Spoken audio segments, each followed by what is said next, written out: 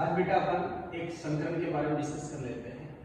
संक्रमण का फॉर्मूला क्या है, ठीक है, और कार्बनिक यौगिक जो होते हैं उनमें संक्रमण कैसे निकालते हैं, इजीली अपन को करना है। इस पर रट्टा बिल्कुल नहीं मारना है, केवल कंसेप्ट सीखना है। सबसे पहले बात करेंगे संक्रमण का फॉर्मूला। संक्रमण का फॉर्मूला क्या होता है? संक्रमण का सूत्र। संक्रमण का सूत्र ओनली अपन कार्बनिक कंपाउंड्स की बात करेंगे, ध्यान रखना। तो यहाँ पे x में कह दूंगा संक्रमण है, बराबर में नंबर ऑफ सिग्मा बॉन्ड यानी सिग्मा बंधों की संख्या, सिग्मा बंधों की संख्या प्लस में एकाकी इलेक्ट्रॉन योग, एकाकी इलेक्ट्रॉन योग की संख्या, की संख्या। ये आपको याद रखना है। शॉर्ट में क्या है कि इसमें number of sigma bond, number of sigma bond plus में number of lone pair, number of lone pair यानी एलबी से रिप्रेजेंट कर दिया। ये अपने पास एक छोटा सा प्यारा सा फॉर्मूला है। तो सर सिग्मा बॉन्ड क्या होते हैं, इसके ऊपर चर्चा करते हैं। सिग्मा बॉन्ड क्या है? वाई सिग्मा, ठीक है। कैसे कैलकुलेशन करते हैं सिग्मा बॉन्ड की, याद रखना। मैं कहूंगा किसी भी स्पीशीज के अंदर, किसी भी कार्बनिक कंपाउंड के अंदर जितने भी सिंगल बॉन्ड होंगे और जो अक्षय द्विव्यापन से बनते हैं तो उनको अपन बोलते हैं सिग्मा बॉन्ड। क्या बोलेंगे उनको? सिग्मा बॉन्ड, ठीक है, याद रखना। तो अपन कहेंगे साहब, जैसे एक एग्जांपल लेते हैं छोटा सा। मेरे पास CH4 है, इसको बोलते हैं मेथेन। तो इसमें कह रहे हैं कि जो कार्बन है इसका संकरण ज्ञात करें। कार्बन का संकरण कैसे ज्ञात करें? तो मेरे पास एक फॉर्मूला है, तो फॉर्मूला में वैल्यूज रखेंगे कि सबसे पहले इसकी स्ट्रक्चर ड्रॉ करेंगे।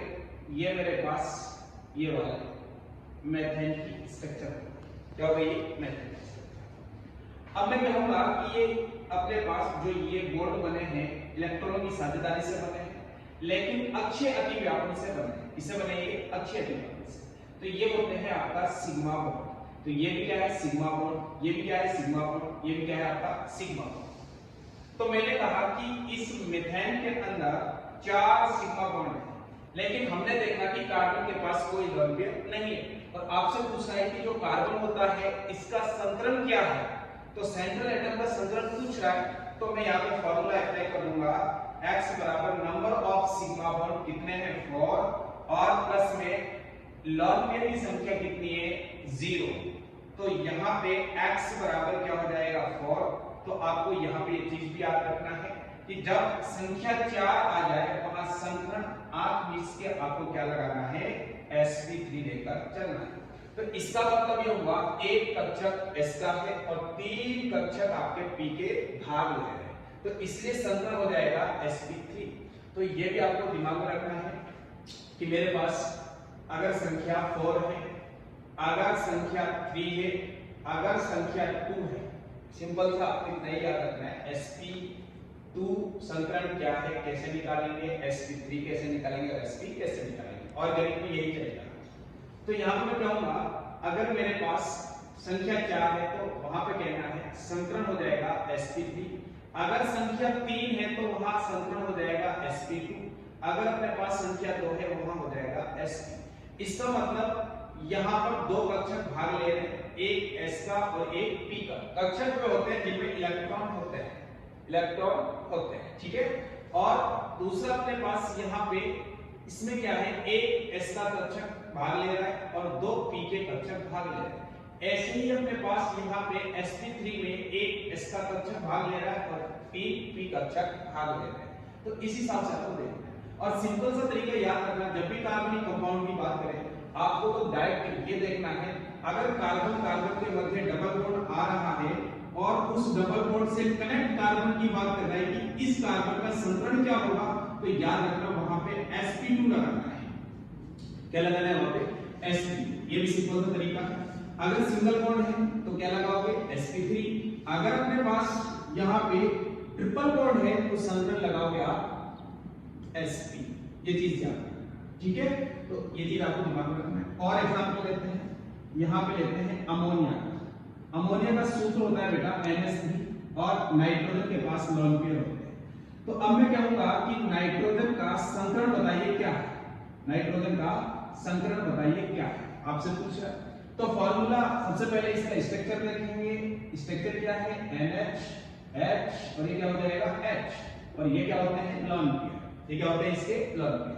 तो मैं देखूंगा ये सिग्मा बॉन्ड है, ये भी सिग्मा बॉन्ड है, ये भी क्या है बेटा सिग्मा बॉन्ड।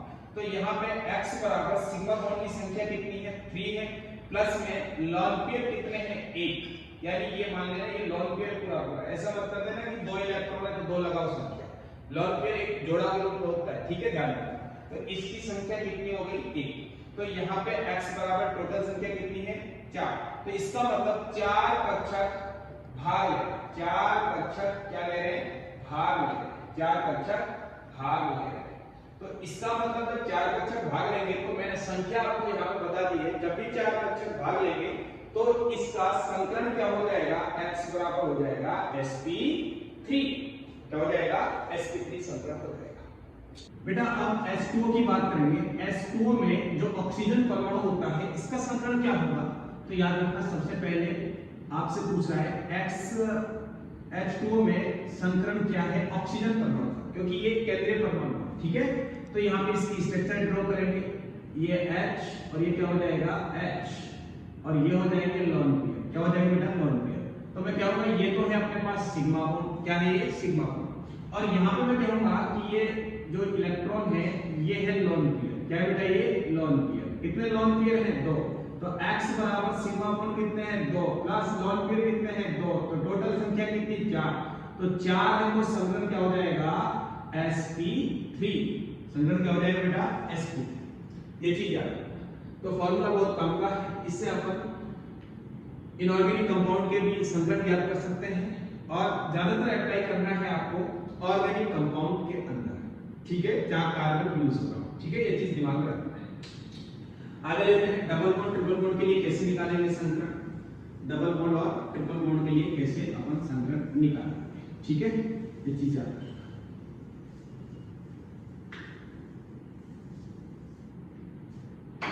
तो मेरे पास यहाँ पे अगला एग्जांपल है CH3 CH2 CH double bond CH। अब आपसे कह रहा है कि इस कार्बन का संकरण और इस कार्बन का संकरण बताइए और इस कार्बन का भी संकरण बताइए और इसका भी संकरण बताइए। तो आपको कुछ नहीं देखना, आपको देखना है कार्बन कार्बन के मध्य किस प्रकार का बॉन्ड है, डबल बॉन्ड है तो आप इसके क्या लगाना है sp2। तो कार्बन कार्बन के मध्य, ध्यान से सुनना, इस कार्बन के मध्य कैसा बॉन्ड है डबल बॉन्ड, तो संकरण क्या हो जाएगा sp2। यहाँ कैसा बॉन्ड है सिंगल, इधर उधर कैसे हैं दोनों तरफ कैसे है सिंगल बॉन्ड, ठीक है, तो संकरण हो जाएगा sp3, तो संकरण हो जाएगा sp3। उसे ड्राई करो कैसे निकाला आपने, कैसे पता लगाया, हमको भी स्पीड में निकालना आना चाहिए। तो सबसे पहले बेटा इसकी स्ट्रक्चर ओपन करना, ये मेरे पास इसकी स्ट्रक्चर है, ये क्या है इसकी स्ट्रक्चर, ठीक है, ध्यान से देखना, और ये अपने पास इसकी स्ट्रक्चर हो जाएगी, डबल बॉन्डेड कार्बन होगा और ये भी क्या हो जाएगा डबल बॉन्डेड कार्बन। तो देखो बेटा मान लो इस कार्बन का संकरण निकालना है, इसका क्या निकालना है आपको संकरण। तो संकरण निकालेंगे तो मेरे पास एक सिग्मा बॉन्ड, दूसरा सिग्मा बॉन्ड, तीसरा सिग्मा बॉन्ड। अब यहाँ पे जो है एक पाई बॉन्ड हो जाएगा, अगर डबल बॉन्ड है तो वहां एक सिग्मा और एक पाई होगा, ये भी बताऊंगा आपको, ठीक है, तो ये 11th क्लास में आपने पढ़ा हुआ है। अब यहाँ पे सिग्मा बंधों की जो संख्या है वो 3 है, तो लोन पेयर कार्बन पर 0 है, तो हमने देखा कि जब संख्या 3 होगी तो इसका मतलब 3 कक्षक भाग लेंगे। 3 कक्षक कौन कौन से होंगे, एक तो अपने पास s का होगा और 2 p का होगा। तो फार्मूला क्या हुआ कि साथ यहाँ पे हो जाएगा अपने पास नंबर ऑफ सिग्मा बॉन्ड की संख्या कितनी है 1 2 और 3, प्लस में लोन पेयर कितने हैं 0, तो x बराबर कितना हो जाएगा 3, तो संकरण हुआ sp2, संकरण क्या हो जाएगा sp, क्योंकि इसमें एक कक्षक s का और 2 कक्षक आपके p के पार्टिसिपेट कर भाग लेते हैं। तो ऐसे ही इसका भी क्या हो जाएगा sp2 हो जाएगा, क्योंकि डबल बॉन्ड बन रहा है इस कार्बन से। तो यहां देख लेते हैं सिग्मा और सिग्मा और सिग्मा, 3 सिग्मा और 1 पाई हो जाएगा, तो इसका भी sp2 होगा। तो बेटा यहां देखते हैं इस कार्बन का संकरण क्या है sp3, सिग्मा कितना 1 2 3 और 4, तो 4 सिग्मा है इस कार्बन के लिए, कितने सिग्मा है 4, तो मैं कहूंगा number of sigma bond 4 plus में लॉन पेयर 0, तो x बराबर कितना हो जाएगा 4, तो संकरण हो जाएगा sp3। कैसे हो रहा है sp3 कि अपने पास संख्या 4 है, इसका मतलब 4 कक्षक भाग ले रहे, तो एक s का और 3 p के, ये चीज आपको ध्यान रखना है। ऐसे इसका हो जाएगा, इसका भी क्या हो जाएगा सिग्मा बंद कितने हैं 4, तो आपको आसानी होगी डायरेक्ट पहचानना है। बॉन्ड देखना, डबल बॉन्ड है, ट्रिपल बॉन्ड है, इस टाइप का बॉन्ड है, सिंगल बॉन्ड, उस हिसाब से अपने संकरण निकल कर आ जाएंगे ओनली फॉर ऑर्गेनिक कंपाउंड्स के लिए। ये चीज आपको ध्यान में रखना है, ठीक है। अब मैं यहाँ पे कुछ बातें बता देता हूँ। अगर संख्या 2 है तो संकरण कैसा होगा, अगर संख्या 3 है तो संकरण कैसा होगा, अगर संख्या 4 है तो संकरण कैसा होगा, अगर संख्या 5 है तो संकरण कैसा होगा, अगर संख्या 6 है तो संकरण कैसा होगा। संख्या 2 में संकरण हो जाएगा sp, संख्या 3 पर sp2, यहाँ पर कितना हो जाएगा sp3। याद रखना इस ये अपने पास 4 एटम, इसकी स्ट्रक्चर के ऊपर डिपेंड करता है, dsp2 भी होता है, यानी d कक्षक भी भाग लेते हैं, लेकिन ये बाद की बात है, अपन को इतना डिटेल में नहीं जाना, ठीक है। तो ये हो जाएगा बेटा sp3 और d, और ये हो जाएगा sp3 और d। कहने का मतलब कितने कक्षक हुए, d के 2, p के 3, s का 1, टोटल 6 कक्षक हुए। तो संख्या कितनी है 6, तो संकरण हो जाएगा sp3 और d। संख्या 5 है तो कितने कक्षक, एक d का, 3 p के और एक s का, तो संकरण हो जाएगा sp3d। ये याद रखना है, ठीक है। तो इनकी ज्यामिति वगैरह 11th में अपन ने डिस्कस कर लिया है, ठीक है, आगे भी बता देंगे, इतना यूज नहीं होगा, ठीक है। ये चीज आपको ध्यान रखना है। आज के लिए इतना ही।